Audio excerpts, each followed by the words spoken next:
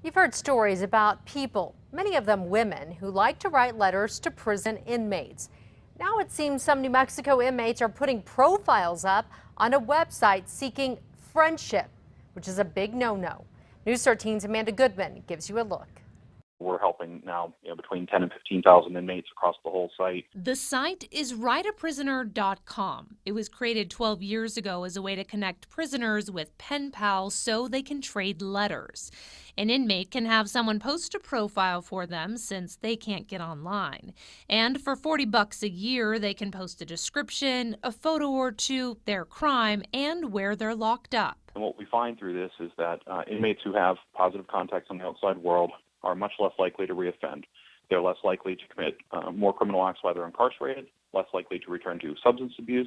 It's a service a handful of New Mexico inmates are taking advantage of, too. But for Preston Blake, serving time at the state pen in Hobbs for aggravated burglary, and Robert Vasquez, who's in the state prison in Los Lunas for armed robbery, this site is supposed to be off limits. Any site that's a social media is against the rules. We don't allow that because, as I said again, it's public safety. Deputy Corrections Secretary Joe Booker says even though the inmates themselves are not accessing this site, an inmate's presence on a site like this is prohibited. Those type of technologies are not secure, and we want to make sure that they're not preying on people in the community. Booker says they do encourage communication, but with family and friends who were in the inmate's life before they got locked up.